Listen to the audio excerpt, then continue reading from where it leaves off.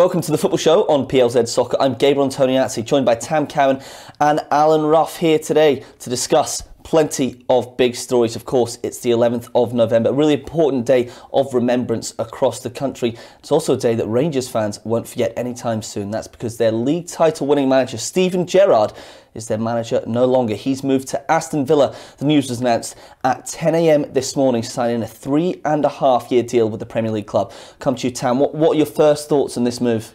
It was lightning speed. I mean, I was shocked by it, you know, when I woke up this morning and had a wee look. But I immediately took a wee straw poll, which I conducted amongst some of my pals who are Rangers fans. And it was kind of a shrug of the shoulders, you know what I mean? I think everybody knew it was going to happen. I think everybody knew that Steven Gerrard would be going to a club in England as a kind of stepping stone to ultimately going to Liverpool. Aston Villa seem to tick the right boxes as far as that goes.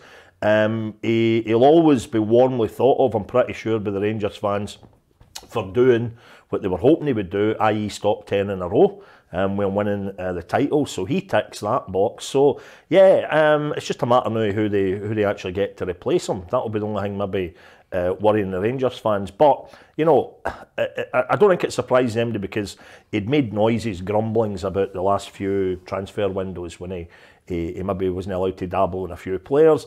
And then just a matter of, a week ago, came the news about Rangers' finances that certainly didn't suggest that he was going to get money to spend anytime soon. So, in that respect, then I don't think it's exactly a huge surprise. But maybe I would have liked, maybe before Steven Gerrard left Glasgow, I hope he picked up the phone to, I believe it was Emma Dodds, and maybe apologised for ridiculing the question that she asked him about leaving Rangers just 2 weeks ago, and he laughed it off and said, "Oh, I'm happy here, do I look unhappy, da-di-da-di-da." So it'd been a nice gesture, even a wee text, a wee kiss at the end of it. Yeah, I'm not sure he would have. Apparently didn't even speak to any of the players before the news got announced this morning, so that was Is that right? quite surprising. But yeah, we'll get on to who's coming next, the reasons why he left in a minute. But Ruffy, is the thing that surprised you most the speed of it all?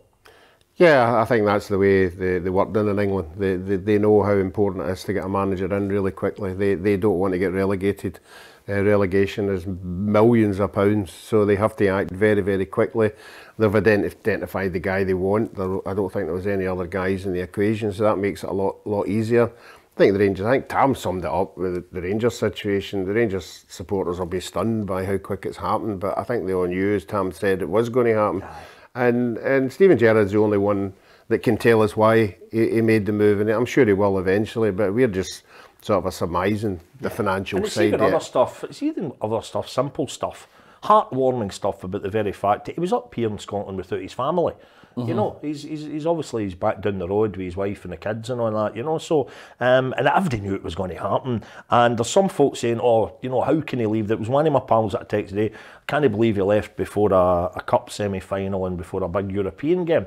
But he could easily put the spin in that and say, what a great time to leave. He's left you in such a good shape. You're going into a cup semi-final, you're going into a big European game. And maybe his departure, particularly if you're saying that he didn't speak to the players, if they're a wee bit grumpy about that, then surely that will galvanise them. Get into these games and say, we'll show him, we're good in our own right. We don't need Steven Gerrard telling us what to do, you know. So I think it's absolutely fine. I think if I could transport myself from being a Motherwell fan to a Rangers fan and just take a step back and think about the whole thing, I think as long as we get the right sort of manager in, I'd be quite content. We'll have to wait and see for that one. Let's hear from Rangers themselves. Director Ross Wilson put out a statement earlier this morning. This is what he had to say. Steven and his backroom staff have ensured the club is undoubtedly in a better place today than it was 3.5 years ago. We've shared a desire to move Rangers forward, to modernise our infrastructure and to make the club win again. I know how much it meant to Steven that our 55th league was achieved last season, and alongside an excellent European record, we've had some truly memorable nights.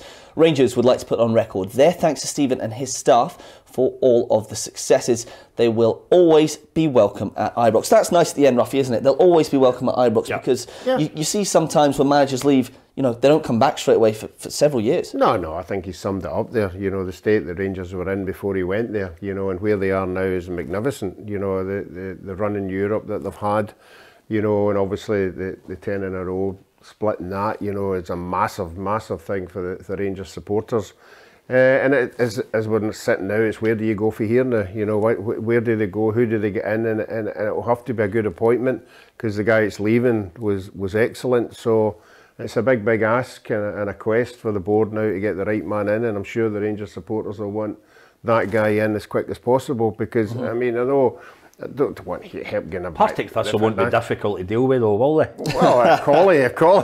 Former player? Oh, former very good player and very highly regarded. He's got another big job left in his aye. CV. In fact, you're tipping him? Yeah. Well, Ian, it's just one. I hate when you see when you get to this stage. I mean, you very kindly showed me the runners and riders before we started the show, but some of you think boring, all the same old, you know. I like Dick Campbell. Yeah. Dick Campbell done one with his flat cap, part-time, knows all the songs. You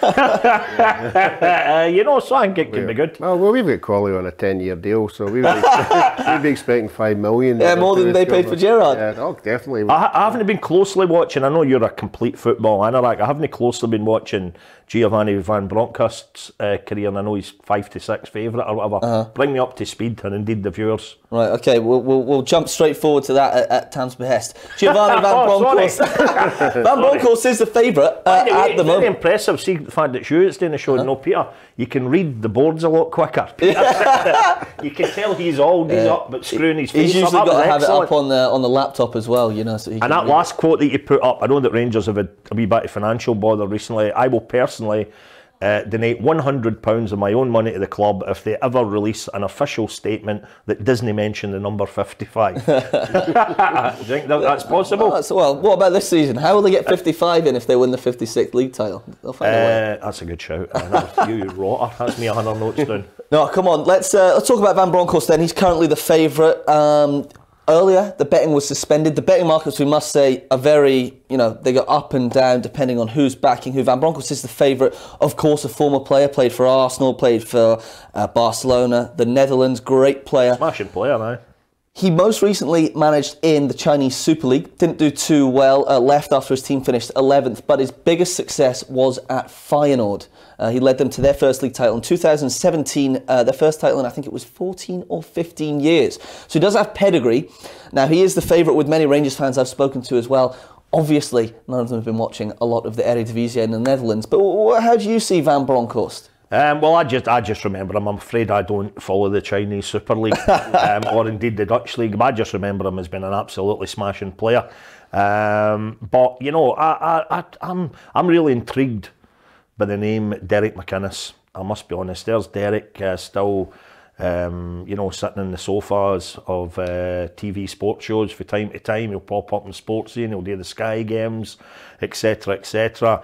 And I think that's just a waste of his undoubted talent, And again, I know Aberdeen had a wee minor recovery before Motherwell cuffed them on Saturday there, but, maybe folk are only realising now how good a manager Derek McInnes was, that he's now out the game. So I know whatever happened before when he went and he apparently talks, what was the post Kashinya? It would have been, and it broke down and da-di-da-di-da. And there was so much speculation, let's be honest, it was idle speculation about what actually happened. Every man in the street seemed to know, I know what happened with Derek McInnes and I know what in Dave King, I don't know what happened there at all, but there again, he's another former player, a smashing manager, and he's available. And again, if anything does boil, I don't know how many of the chaps that you've mentioned are currently at clubs. That involves some do-re-mi, of course. Rangers have got, it doesn't seem a lot, they get, 2 million from Aston Villa, is it? 2.5, yeah. Yeah, so they don't want to start spending, was it 2? It was 4. No, was it? No, 2.5, in between 2.5 and 3, they reckon. Well, I'd imagine, and again, just going back to the accounts, I'm imagining they're, in an ideal world, they wouldn't be looking to have to pay any compensation for the incoming boss. So I just think Derek McInnes is a great shout. Yeah. Scottish, he really, really knows the Scottish game. And of course, experience in Europe because he was getting Aberdeen in there every season. Yeah. He took over for wee Craigie Brown. That's true. I think we can have a look at all of the odds now. Derek McInnes is one of the favourites at the moment.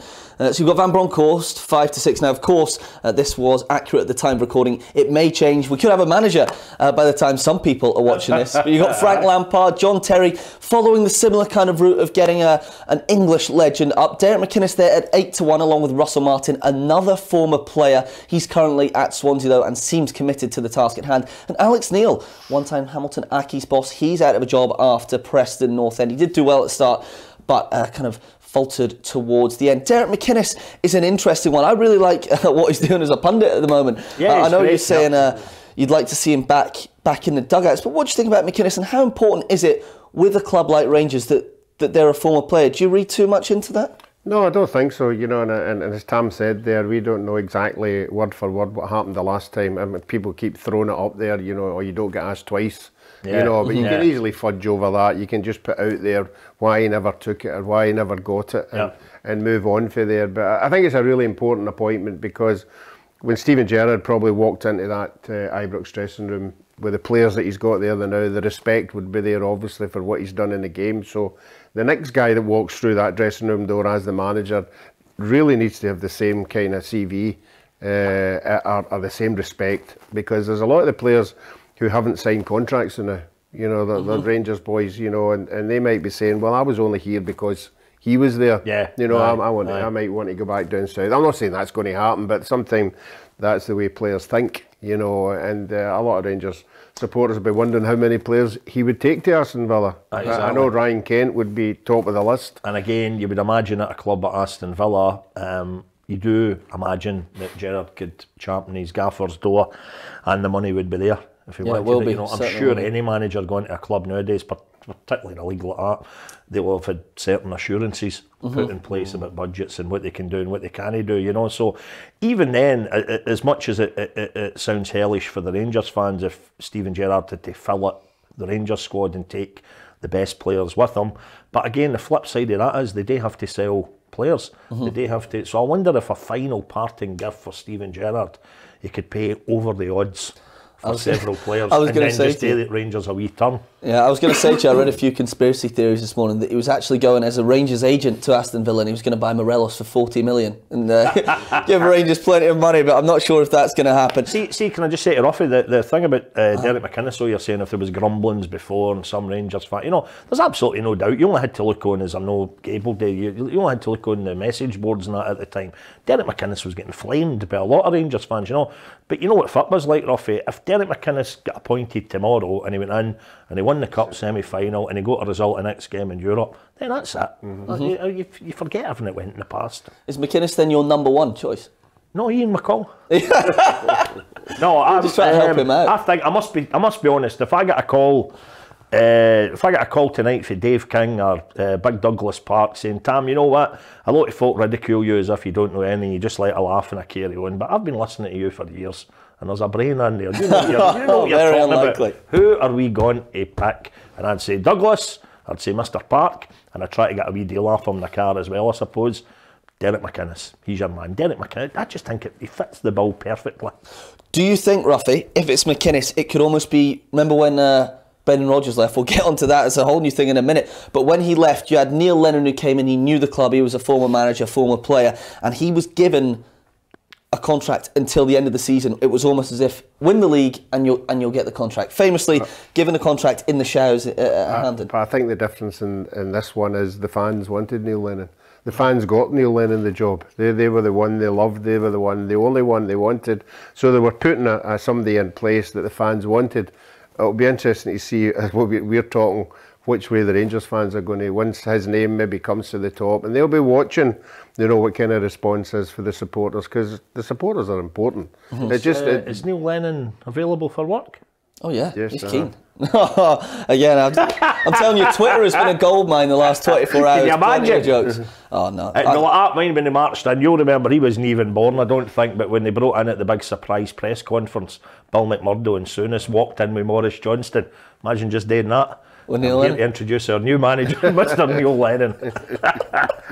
pity it wasn't the first. They could have done it for a gag. Oh, no. The Morris Johnson, quick story that happened with Morris Johnson is when they hid him at Ibrox.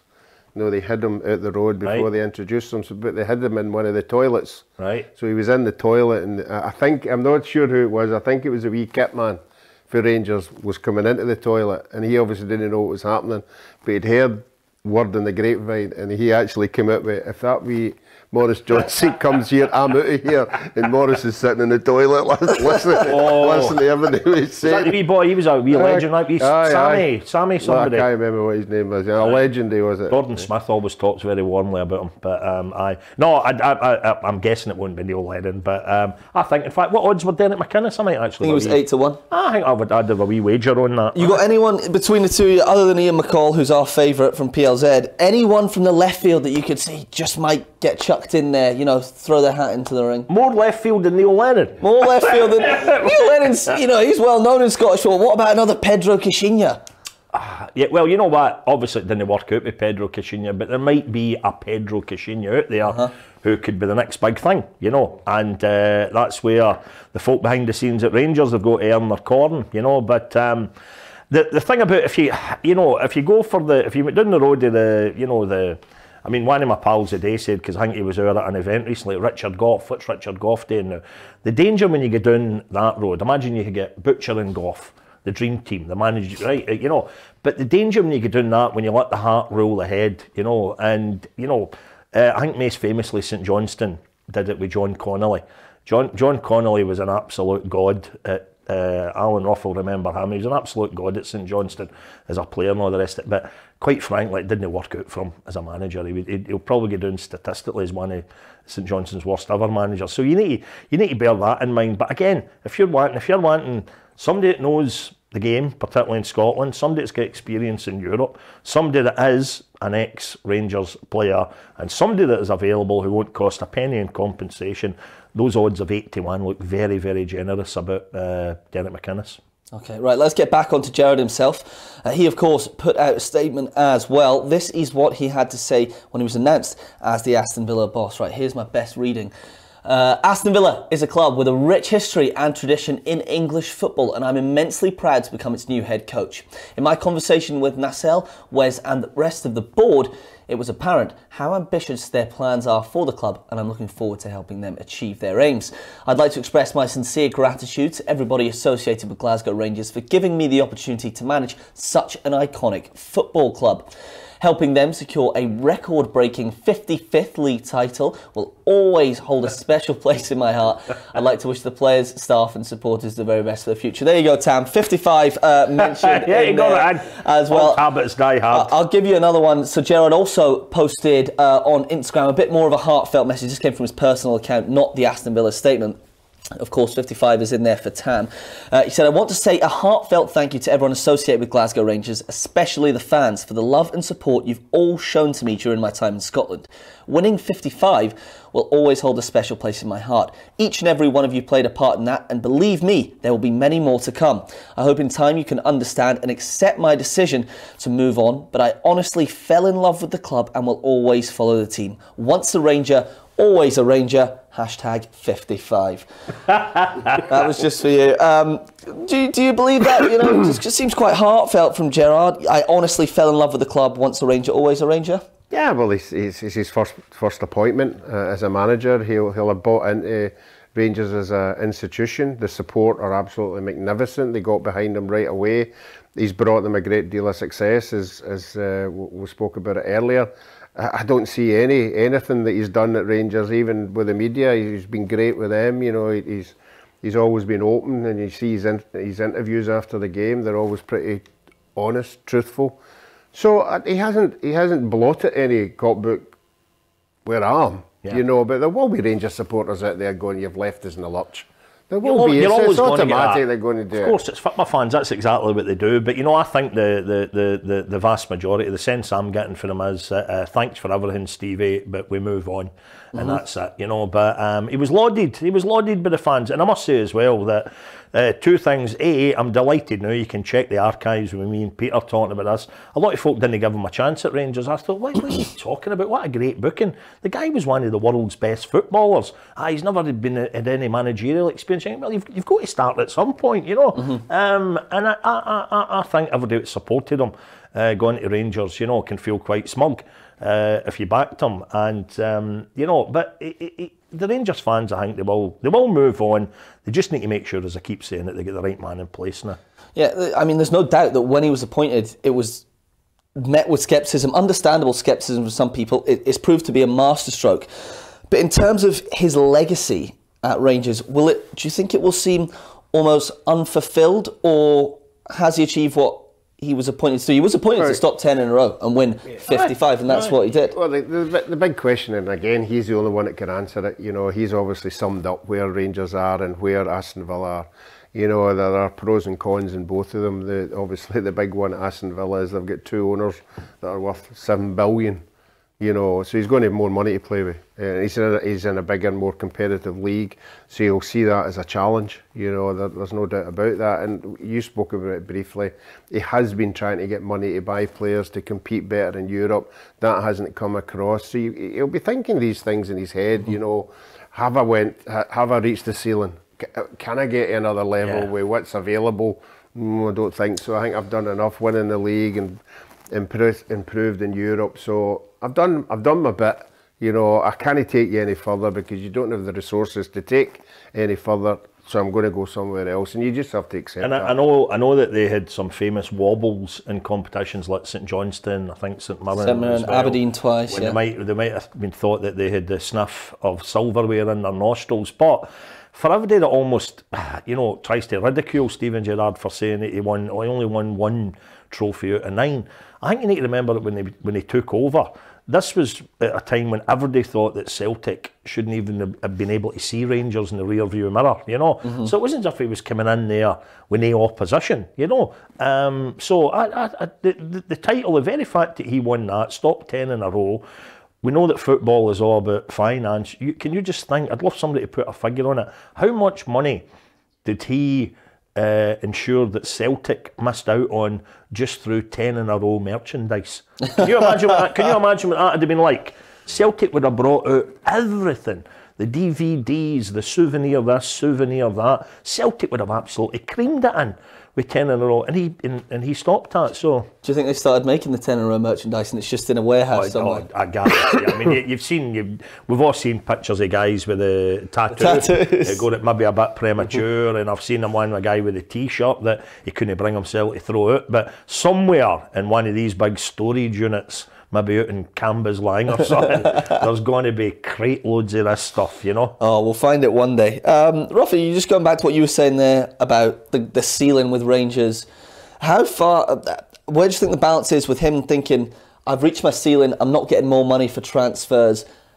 How much has that played a part, and then how much has the Premier League pulled the money, the chance to prove himself in England? Well, he's already went on record to say that he would like more money to really, really establish themselves in the Europe campaign. They've been getting beaten by some teams like Malmo and that, which he would maybe say we should be better than that, and I need better players because Europe is the cream where you want to be.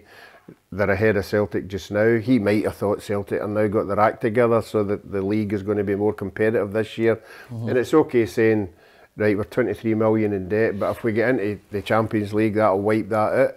And there's no guarantee that's going to happen either. So he's got to weigh all these things up. I think he leaves just now doing everything that he could have done, and I can't find a fault in anything he's done. Really? No, I can't, honestly. And I must say as well, after Fir Park a couple of weeks ago, I'm glad to see he's away. Hammered you, didn't they? Couldn't watch that again. Aye, but no, I reckon he is going to go with the best wishes of the absolute vast majority of the Rangers fans, and I wouldn't rule out a wee pre-season friendly with Aston Villa maybe next Well, summer it's part of the that deal. might arrange, bring him back and stuff like that. A lot of that goes on in football now. Oh yeah, that'd be interesting. I would have liked to have seen him stay personally, just because we know that the winners of this season's title will almost certainly get into the Champions League group stages. That would have been great to see.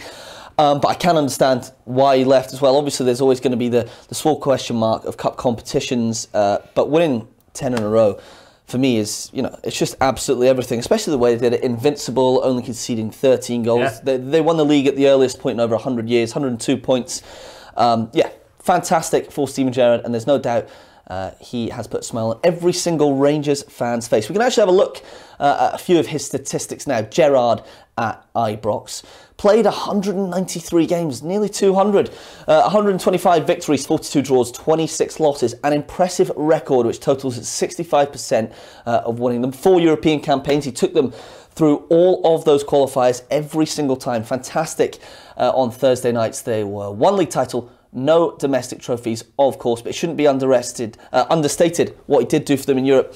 Tam, we're going to be able to judge it better in the years to come. The posters in the summer said, legend in Liverpool, God in Glasgow. Is that how he'll still be remembered? Will he go down as one of the greats, do you think? Well, again, it's simply because of the stopping 10 in a row, the hashtag 55 and the mentions in the club statements. Of course, he's always going to be remembered for that. It's, in fact, if I can bring you up to speed in that, we have got on Saturday night the Hall of Fame event for Motherwell, and amongst the people who are being inducted on Saturday night are Tommy McLean and Stevie Kirk. Tommy, the manager, the only club I've seen, the only Motherwell team I've seen lifting a trophy. Stevie Kirk, the only guy who I've witnessed scoring the winning goal in a cup final for my team. These guys will be lauded forever. They're going to be lauded on Saturday night, So for what Gerrard did at Rangers, yeah, absolutely, of course. And he'll now, of course, be hoping, because this is part of his plan, of course, he'll now be hoping to really make a mark with Aston Villa, maybe in the same way that Davy Moyes has done with... That was my fault with bringing Davy Moyes in. See, if Peter would have been here, he'd have ripped me apart. after them cuffing Liverpool, they were very good, I thought. But anyway, he'll now be obviously one eye, you'd need to imagine, on the Liverpool job, and he seems a natural successor there. So he's got a hard task in front of him then, because he's got to make an impact at Aston Villa in order for Liverpool to... Liverpool won't, I'm sure, give out jobs just in sentiment and say, he'll need to do something at Aston Villa to be noticed. He's been noticed at Rangers. Let's see what happens down the road. And I'll tell you, it could maybe only be a Scouser who could go down to Birmingham to put up with that accent. Which one do you prefer? I love both of them. See a Scouse and a Brummie accent. Yeah. Absolutely brilliant. I like Jack Grealish's accent. He sounds like he's from the set of Peaky Blinders. Fantastic. Just before we get on to... You know that if you say, you've not got one on the day, but if you say kip or tie, you sound like a Brummie ordering a drink. Say it. Kip or tie? Yeah. Milk and 2 sugars. I thought it was going to be a dirty joke, so I'm happy that came out all right. Not a joke. No, don't even start. It's a family show. Right, before we get on to Villa and Liverpool stuff, I've got to ask the all-important question that everyone's asking. Who's going to be more annoyed? You two are thinking that Rangers fans are okay, so are you saying that Celtic fans will certainly still be more bitter at what Brendan Rodgers did than Gerrard leaving now? Well, at least Gerrard didn't have the violin out, and it's starting all that he's a lifelong fan. Brendan Rodgers wasn't in Seville, right? According to the joke, it's 800,000 Celtic fans were in Seville. One of them that wasn't there was Brendan Rodgers. He was in his summer holidays. Why would he not have been there? But so forget all that claptrap. I hate when all that stuff comes out and folk beating their chest and all that and grabbing a jersey and then they're away the next week, I don't really think Steven Gerrard has played that card whatsoever. The slightly annoying thing it must be for Rangers and Celtic fans is on paper, no matter how often they like to tell fans of wee diddy clubs like mine that they're a world brand and all the rest of it and everybody knows about Celtic and Rangers, the bottom line you'd need to say that there's proof there now that Leicester and Aston Villa are bigger than the Old Firm. Certainly got a bigger pull. You think Celtic fans will still be more? They're bigger down in the Premiership, and I would disagree with. I don't think Tam meant globally. I think globally Rangers and Celtic are bigger than Aston Villa. I think if you went into other countries, they'd know more about Rangers and Celtic. But in the Premiership, the English Premiership, and I've said this all the time, that's where you get judged. You don't get judged in our league, you know, because it's a two-horse race. You know, he'll get judged, as Tam says, down there, and what he does with Aston Villa. I don't think Aston Villa would ever be a top 4 club. So all he has to do is get them out of that relegation zone, into the middle of the league somewhere, and then see what happens after that. But I think, as Tam's already touched on it, everybody's just surmising Klopp's there for, what, 3 years? Till 2024, yeah. They're just surmising that he is the next manager. But I think he's still got to prove that he can do it down there. And I think proving it down there would be more of a guarantee to get the Liverpool job than up here. And I'd remind the Rangers fans that if he actually got Aston Villa relegated, they do reserve the right to have a wee chuckle. That's what being a fan's all about. You know, aye, good, thanks for everything, Stevie, but you did walk out in us, you know. That's what's always going to happen. I remember us coming back, albeit very different circumstances, but we were coming back, heading to the airport, a Motherwell game in Europe with Stuart McCall. It might have been the Craig Brown era. Mark McGee had left anyhow, and he was up at Aberdeen. And as we were getting back, word got about somebody had the phone on with Radio Scotland or whatever, and they put it on speaker. And it was that night, mind they got humped, so Aberdeen, something like, was it 7-3 or something? It was 9-1 to Celtic or something. No, they did that. It was 9-0 with Celtic. But in Europe, they got absolutely Sigma Olomouc. That rings a bell. Well, you'd honestly see for anybody, the punters out there, I think we were coming back, I think it was Denmark we were in, but see for any of the punters seeing this bus going by, they must have thought that, you know, it was one of the party buses, the dancing and all that, the disco buses, because the Motherwell fans, after Mark McGee had left, then it's get it right up you know, that's the attitude that can prevail so often in Scottish football. But I can't see him getting Aston Villa relegated, but the shame is, I'm sure he enjoyed his wee dalliances in Europe with Rangers. Doesn't it seem as if that's going to be on the cards at Villa, you know? That's the question. I mean, there's no doubt Gerrard has elevated the game in Scotland. He's been great, I think, just for the game in total, and fantastic for Rangers. But moving to Villa, I wrote a column earlier in the week. I've no doubt neither of you have read it, but it was about whether Villa is the right club, because I do feel that jobs like this do come up quite often. For example, Villa have had 8 managers in the last 10 years. You see the Newcastle job was up the other day, he was being linked to that. Even the Spurs job, I think he was 4th favourite for that. And with Villa, they're 16th in the Premier League. They've only got 10 points after 11 games. And you're saying they're never going to get in the top 4. They're never going to get in the top 6 anytime soon. That's what I'm asking. Is it the right club? Is Villa the right one? Or do you just think he's thought, this is a great offer, the absolute phrase stepping stone, that's what kept me. Everybody was imagining, foreseeing that he was going to go to a club in England which was a stepping stone to the Liverpool job. I just think Aston Villa is one of a clutch of clubs that fit the bill. As much as he was talked about for the Newcastle job, and there was a lot of speculation there, you just wonder with the new owners at Newcastle, who immediately made them the richest club in the world. There's like, you know what I mean, there's a wee bit of just don't go back and relight a firework kind of scenario going on. Anything could happen at that club, you know. So I think Aston Villa is kind of perfect for Steven Gerrard, and we'll watch what happens, you know. As you say about Jurgen Klopp being in a good deal down there at Liverpool, I think if he makes any impact at Aston Villa, he's a shoe-in to get the gig. It seems to be it's a similar move as Brendan Rodgers went to Leinster. Yeah. No, they went to a pretty, not big top 6 club, but Just went below there. The top 6. He's went there knowing the financial backing's there and the money's there, and he knows that he has enough faith in his ability that he can go up the way rather than down the way. And he's proved it, that what Leicester did.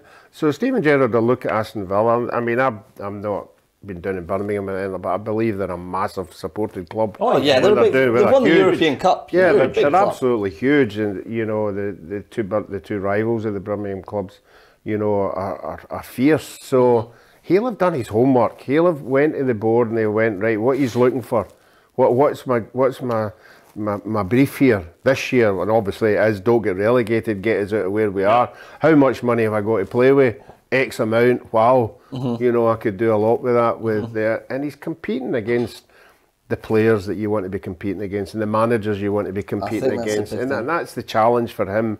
Because as a player, he was up there, as Tam said, he's really up there. So now he wants to challenge himself against the top managers in England, and why you wouldn't hold that against him? Yeah, it'll be interesting to see him against Jurgen Klopp. We'll find out in a second when those fixtures are. But let's read what Christian Purslow, the Aston Villa CEO, had to say this morning when he confirmed Gerrard's signing as their new boss. This is what he said.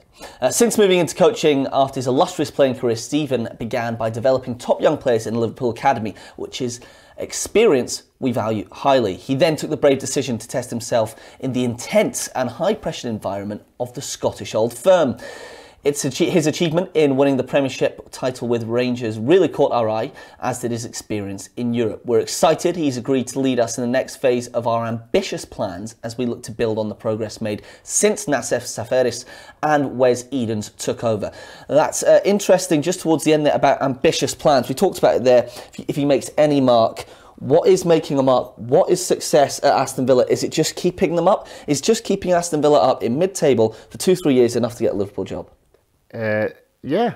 I think obviously he's got to build on. They don't want to be down the bottom three, you know, and I don't think they would be there with the money he's going to be backed with. So I would think middle table, or, and you know, challenging the big clubs, you know, maybe getting good results against them, you know. But sometimes there's no given that he's going to get that. We all think he's just going to get it because he's a Liverpool legend. Yeah. You know, we don't know the way their owners are thinking. I mean, he's not going to get it if he's not doing well. So he has to do well. Does he need a trophy, Tam? Does he need top 10? You know, that's exactly what I was going to say. But I thought, well, winning the FA Cup or the League Cup wouldn't do him any harm. But the two competitions just kind of annoy me.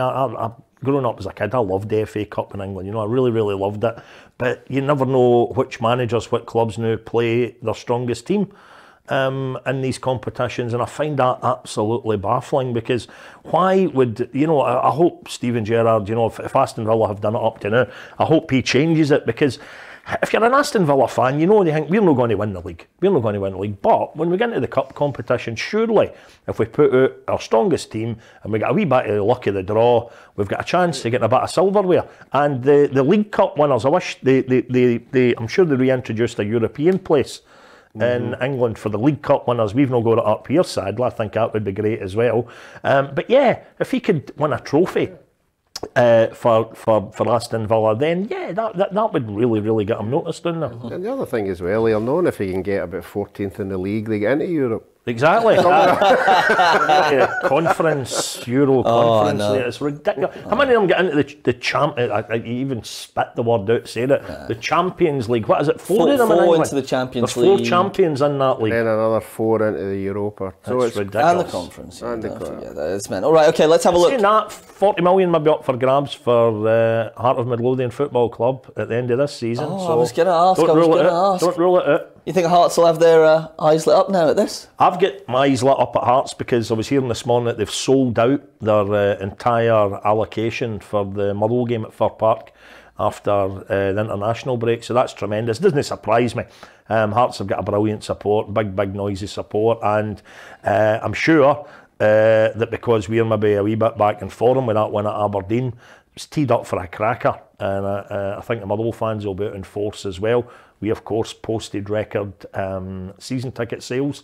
So, yeah, that's great. But Hearts, yep, I thought in their last league game there, it was, I think, the game of the season so far against Dundee United. I really, really enjoyed watching that one. It was brilliant. I mean, if I'm in the BBC on a Saturday and we've got the screens up with all the games and all the sports scene guys watching it, I'm always got one and a half eyes on the Motherwell game, and you're just having a wee squint elsewhere.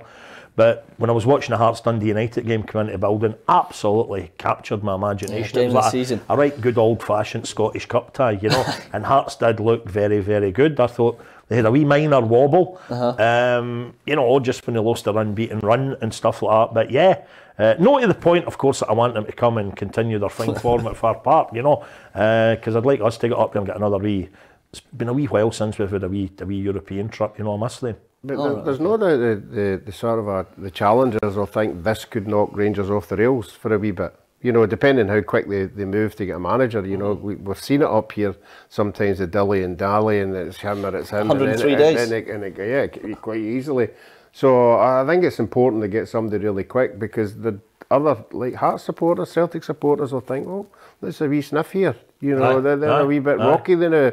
And then the results will obviously prove that right or wrong.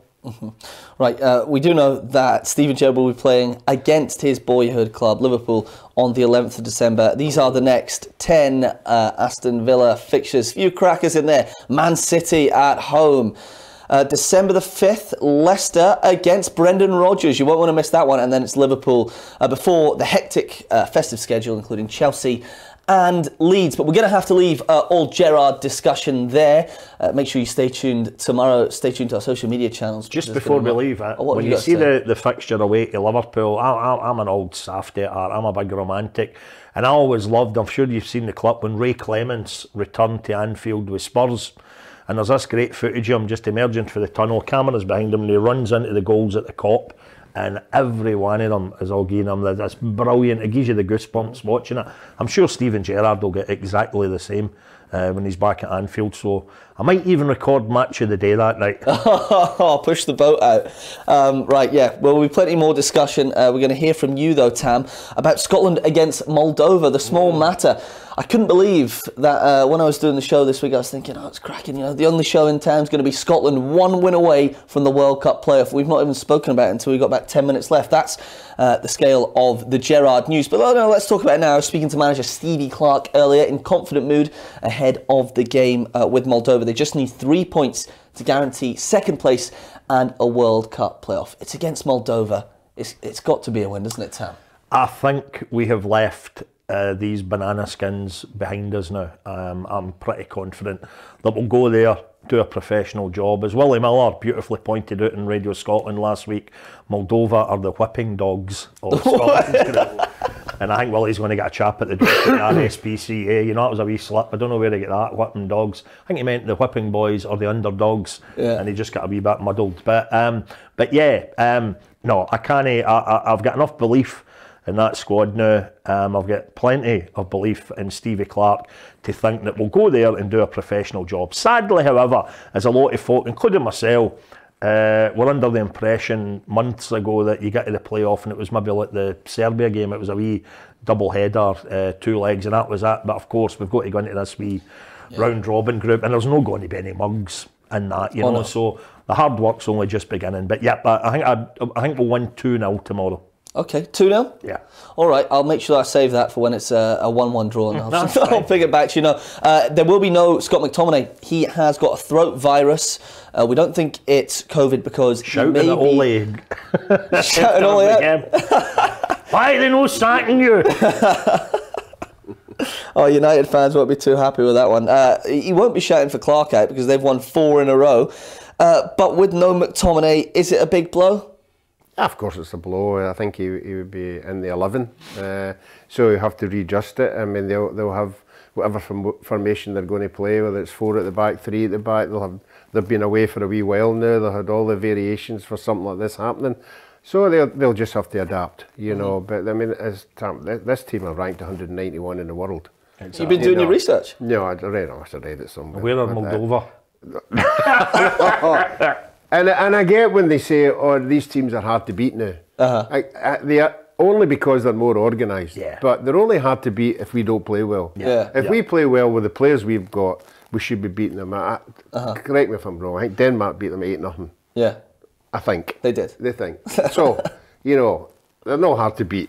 If you play well and your players play up to scratch. This is what we think the team could be with McTominay out. Craig Gordon in goal. I've got Jack Hendry, right centre-half, moving into McTominay's place, leaving the centre. Then Liam Cooper, because Grant Hanley is, of course, out as well. He's been our rock at the centre of defence. So could be Cooper, could see McKenna, even a John Souttar. Kieran Tierney, left centre-half. Nathan Patterson to keep Motherwell legend Stephen O'Donnell out. We'll hear what Tam has to say about that. Then you've got Gilmore, McGregor, McGinn in the middle. Fantastic 3 technical players. Captain Andy Robertson on the left. And I've got Shea Adams up top with the new boy, Jacob Brown partnering him, just pipping Kevin Nisbet. I think Clark might go with that. Of course, Lyndon Dykes and Ryan Christie suspended. Tam, first thoughts on that possible 11? Well, having watched weeks and weeks of the domestic football, it'll be nice to see Nathan Patterson getting a game again. No, you know what, Stephen O'Donnell will be the first to admit he's maybe not a vintage season so far, but and maybe Nathan Patterson, maybe for the Rangers fans and the Tartan Army, they can bid him a wee fond farewell before Stevie G comes in from, £50 million he's paying for. Is that right? Yeah. Aye, that's good. No, I think Nathan Patterson, he got a great reaction for the Rangers fans when he came on the other week there, and he looks a good player.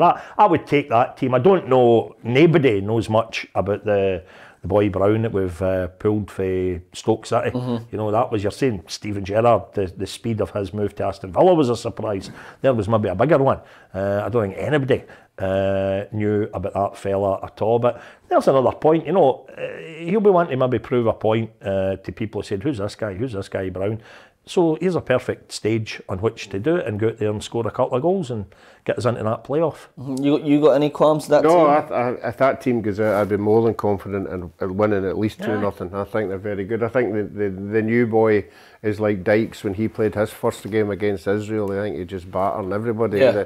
And I think this boy will have something to prove as well. So he's a new bit of fresh coming in there and something to prove. So no, at that team I'd be more than happy with that. And you know what as well, see if we're comfortable by half time, what I'd quite like to see is Stevie gains Xander Clark a wee run it in goals second half, because it's like we're nearly at the first anniversary of everything great about St Johnstone, the double and all that, and Xander Clark was a huge part of their success over the past 12 months or so. Quite right that he get put back in the squad. Some of his saves recently at Tannadice were absolutely out of this world. Craig Gordon's phenomenal, we all know that, but we know what Craig Gordon can do, and it'd be nice if he maybe just gives under 45 minutes tomorrow. That would be nice. We'll have to wait and see for that though, Tam. Raphael, get your prediction tomorrow. We can quickly hear from the manager, Steve Clarke, before we go. Scott McTominay's picked up a bit of a throat virus, so we've sent Scott home so they can have a couple of days at home to rest and recuperate and hopefully join us again at the weekend. So everyone apart from Scott is in a good place. We have.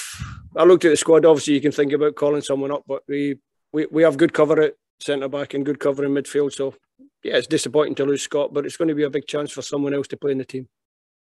Yep, so no other call-ups. We won't need anyone else. John Souttar, of course, coming in.